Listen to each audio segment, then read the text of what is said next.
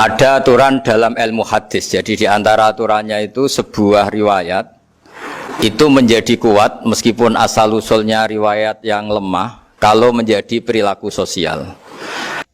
Karena perilaku sosial itu menunjukkan didikan atau pendidikan atau tarbiyah dari leluhur sampai kita. Misalnya saling memaafkan. Itu hadis tentang persisnya saling memaafkan mungkin banyak yang masalah ketika teksnya ada yang sampai menyebut fatasofaha salaman. Bisa orang berdebat hukumnya salaman kayak apa, apalagi musim sekarang. Orang saling curiga untuk nggak salaman itu. Tapi apapun itu perdebatan dalam persisnya teks, jika diperkuat oleh perilaku sosial, maka hadis itu menguat menjadi baik. Saya cerita tentang hikmah syawalan sebagai amanat yang dipesankan di sini. Syawalan di Indonesia itu identik dengan minta maaf. Ya, jadi kalau id itu dari kosakata audun maknanya kembali. Setelah kita puasa 1 bulan, kita insya Allah ber-KTP surga lagi. Jadi kita tahu dulu Nabi Adam itu di surga. Beberapa anaknya juga lahir di surga. Sehingga KTP kita ini sebetulnya KTP surga. Alamat tetap kita itu surga. Karena kita di dunia agak kacau itu, agak coro Jawa, agak bedigasan itu agak kacau. Terus status itu agak-agak hilang. Semoga agak hilang betul. Nah, dengan Ramadan itu status itu dikembalikan. Makanya banyak ulama mengatakan al-aid minal audi. Dari kata kembali, kita yang dulu penduduk surga, insya Allah barokahnya Ramadan yang diterima itu menjadi status penduduk surga lagi. Disebut minal aidin. Kita kembali lagi ke fitrah, kembali lagi ke status kehambaan yang benar, sehingga kita layak menjadi ahli surga. Saya mulai dari status kehambaan. Memang untuk menjadi ahli surga itu kita tidak boleh menandingi Tuhan, menandingi kekuasaan Allah. Sehingga syarat dasar masuk surga itu harus abdullah. Kita berstatus hambanya Allah. Disebut fadkhuli fi ibadi. Masuklah dulu sebagai hambaku. Jadi kita berstatus sebagai hambanya. Baru setelah layak jadi hambanya, baru wadkhuli jannati. Baru berstatus layak sebagai ahli surga. Jadi status kehambaan ini kita mantapkan dulu. Jangan ada status lain kita di depan Allah kecuali status kehambaan. Saya punya analogi dan itu saya ulang-ulang karena di antara ciri Quran itu mengulang-ulang sesuatu yang harus jadi pegangan. Saya ulang lagi, di antara ciri Quran itu mengulang-ulang sesuatu yang jadi pegangan. Jika kita belajar ilmu fisika atau ilmu apa saja, maka kita akan bicara materi sesuai statusnya. Jadi kita harus latihan untuk iman kepada Allah. Saya tanpa mengurangi rasa hormat, saya memberi contoh begini. Ini jam, materinya dari besi. Ini kertas, materinya ya kertas. Tentu secara fisik, orang akan bilang jam ini lebih kuat timbang kertas. Dan itu pasti dibenarkan dari segi materi. Tapi kalau Anda beragama dan Anda tahu bahwa pengendali alam raya ini Allah Ta'ala, maka kamu akan bilang, terserah Gus Baha gitu. Bisa saja jam ini saya punya niat saya hancurkan, kertas yang lemah ini saya simpan. Sehingga jam tangan ini 5 menit lagi saya hancurkan sehingga benar-benar rusak. Sementara kertas ini saya simpan sampai bertahun-tahun awet. Nah, kira-kira seperti itulah ilmu manusia. Sesuatu yang kita sangka kuat, ternyata Allah punya rencana menghancurkan itu. Dan yang kita sangka lemah, ternyata Allah punya rencana untuk mengabadikan itu. Nah, di sini pentingnya iman, lahu maqalidus samawati wal ard. Sedianya Allah yang mengendalikan semua. Jadi jangan mentang-mentang kita punya ilmu bahwa materi besi itu lebih kuat timbang kertas, terus kita pastikan bahwa besi lebih awet ketimbang kertas. Kita sisakan satu keyakinan, terserah Allah, terserah pengendalinya. Nah itu agama, bilang terserah pengendalinya itu agama. Ya mungkin tadi aja problem sinyal, saya ulang lagi. Ibarat saya ini megang jam tangan yang materinya dari besi. Ini kertas yang materinya lemah. Tentu kita akan bilang bahwa jam atau besi lebih kuat ketimbang apa? Kertas. Tapi Anda salah. Anda harusnya ngomong bahwa terserah pengendalinya. Saja saya punya rencana menghancurkan besi ini sehingga 5 menit lagi hancur. Dan saya ingin mengabadikan kertas ini, saya simpan di tempat yang aman. Nah, kira-kira agama itu bukan anti ilmu, sehingga agama boleh kamu mengatakan besi ini lebih kuat ketimbang kertas. Tapi harus kamu tambahi dari segi materi.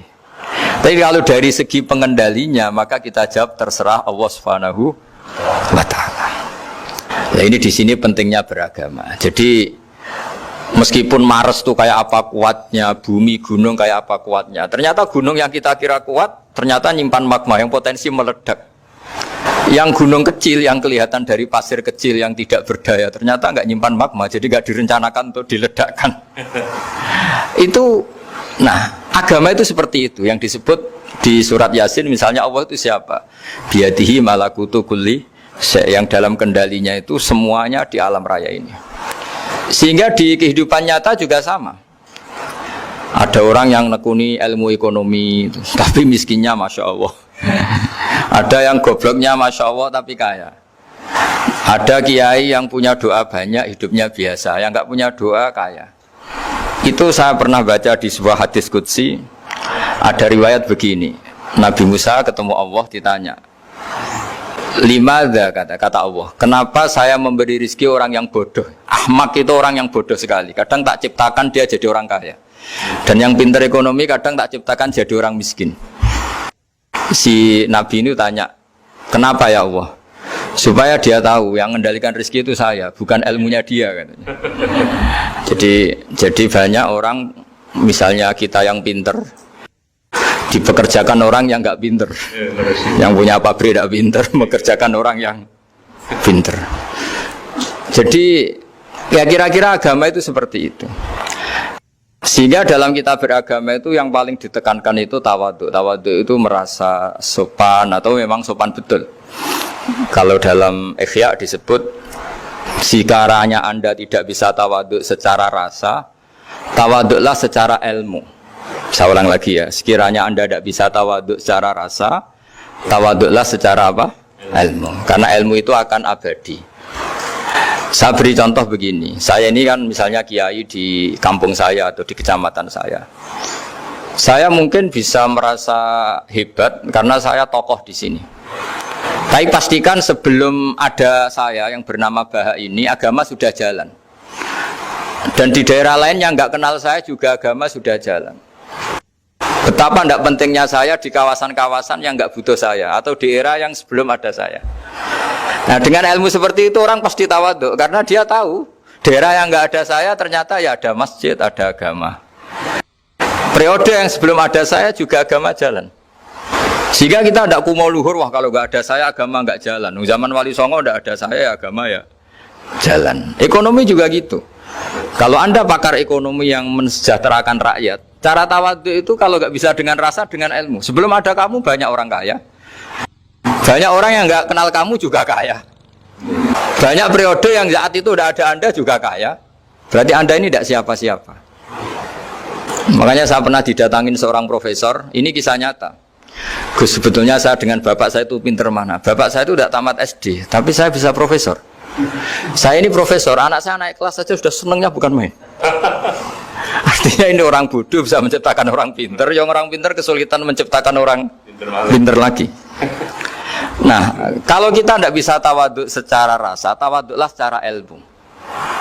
Ikhlas juga gitu, saya sering ngajarkan ikhlas di beberapa kesempatan ngaji. Kalau Anda tidak bisa ikhlas secara rasa, ikhlaslah secara ilmu, pasti bisa, bukan mungkin bisa, pasti bisa. Secara ilmu. Makanya di Quran disebut fa'lam annahu la ilaha illallah.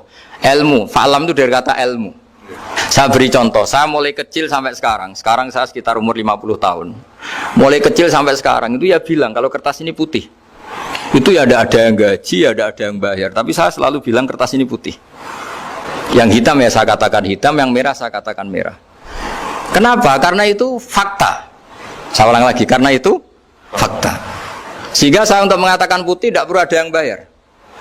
Sehingga ketika kita latihan sholat, latihan ibadah, dan mengakui Allah itu sebagai Tuhan kita, kita akan malu. Lu faktanya Allah itu kan Tuhan. Mau mengatakan fakta kok minta upah ini gimana? Kita mengatakan Allah Tuhan itu sama dengan mengatakan kertas ini putih. Sama-sama itu fakta. Sama seperti saya mengatakan Pak Jokowi itu presiden kami. Itu kan fakta. Masa nunggu kalau dikasih BLT katakan presiden, kalau enggak ya enggak. Itu kan ribet jadi. Pak Panut misalnya rektor UGM. Mbok saya enggak digaji di sana atau enggak kerja di sana bilang kalau beliau itu rektor. Pak Ganjar gubernur Jawa Tengah.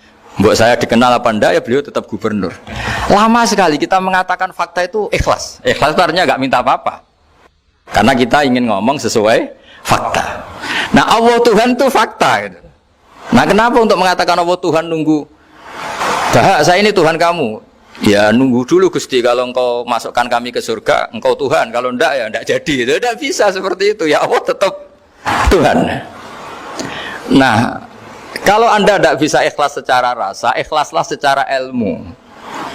Ilmu ya tadi kita akan selalu bilang yang putih putih, yang hitam hitam. Makanya ini pentingnya ilmu. Tawaduk juga gitu. Kalau Anda ditakdir orang yang GR, yang gede rumongso, ditakdir orang yang kumo luhur, secara rasa bisa dilawan secara ilmu. Ada periode di mana sebelum ada kita yang kaya ya banyak, yang dapat hidayat ya banyak, yang terpelajar ya banyak. Ada daerah yang nggak kenal kita, nyatanya pendidikan di situ jalan, sistem sosial baik. Betapa tidak pentingnya kita. Nah, ini nanti memaksa kita atau melatih kita untuk tawaduk. Nah dari hikmah ilmu itu kemudian kita minta maaf sama orang lain itu mudah. Karena kita sadar bahwa adanya kita ini problem.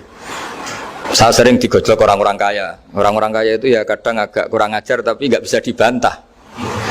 Begini, pernah tanya saya gini, Gus, saya ini punya mobil mahal, harganya 2 miliar. Kayaknya yang berhak pakai jalan raya saya. Kok bisa? Bayarnya pajak saya mahal. Sehingga kayaknya paling pantas saya. Yang naik ontel itu kan nggak bayar pajak. Harusnya nggak boleh pakai jalan gitu. Terus saya bilang, babanya yang naik ontel itu pejuang, bapak kamu enggak, kata saya. Kamu nggak warisnya, kata saya. Artinya ada teori dalam kitab hikam itu kitab tasawuf dalam pesantren. Itu kebaikan saja di soal. Misalnya begini, kita ini bangga sebagai urip yang tertib, hidup yang tertib di kantor, di tempat-tempat pekerjaan. Tapi kalau itu semua terjadi, kalau ada kecelakaan di jalan itu nggak ada yang nolong langsung. SAR paling efektif, tim penolong paling efektif itu ya orang-orang nganggur itu. Orang-orang yang di jalan-jalan di perapatan itu kalau ada kecelakaan langsung nolong. Itu nanti ambulan itu yang kedua, ketiga, yang nolong pertama ya orang-orang yang nganggur-nganggur di jalan itu. Ada orang tersesat nolong. Maka ketika seorang sahabat tanya, ya Rasulullah, kalau engkau melarang kita jagongan di jalan itu kita tidak bisa. Tapi kata Nabi, ya silahkan saja, tapi adu haqqat thoriq, hak kamu di jalan itu datangkan. Apa itu? Ya kamu bisa amar ma'ruf nahi mungkar. Coba kalau di terminal, di tempat publik banyak orang yang soleh, itu nanti copet ya sungkan. Yang mau jambret ya sungkan, karena yang di situ orang-orang soleh. Nanti yang nggak sholat juga sungkan, karena yang di situ banyak yang sholat. Jadi kenyamanan orang pergi jauh di tempat-tempat sepi itu ya barokahnya orang-orang nganggur terus ngaji, wah nengkono masih rame, ada orang yang di perapatan, di pertigaan.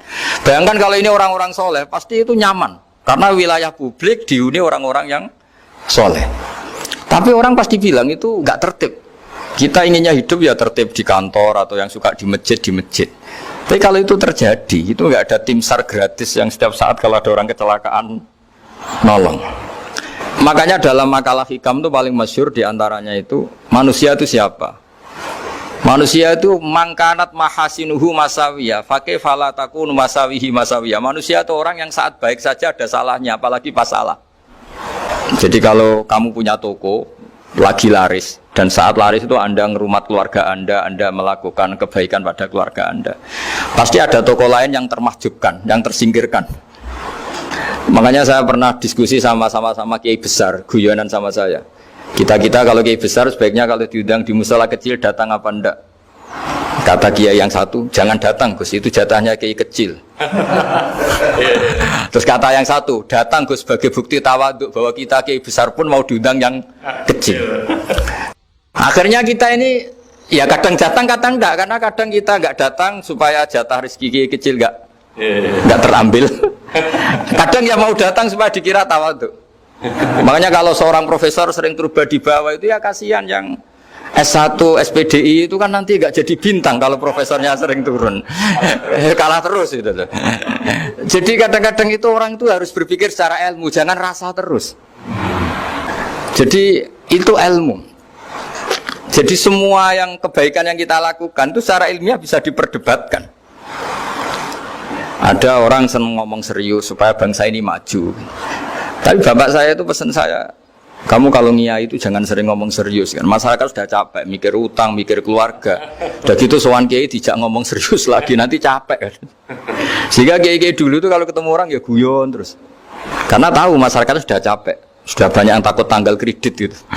Sudah takut tanggal kredit, takut problem sowan kiai diancam neraka lagi itu kan ketakutan berkali-kali. Jadi makanya ini kan kebaikan itu dievaluasi karena kita tidak nabi, tidak wali. Jadi kalau kata hikam itu apa yang Anda kira baik itu ada masalah, apalagi sedang masalah. Saya sering cerita ada orang suami istri harmonis sekali. Itu tanyakan ibunya, pasti mulai gak peduli dengan ibunya karena terlalu harmonis dengan istri. Oh itu pasti bukan mungkin lagi. Jadi jangan tanya istrinya, tanya ibunya.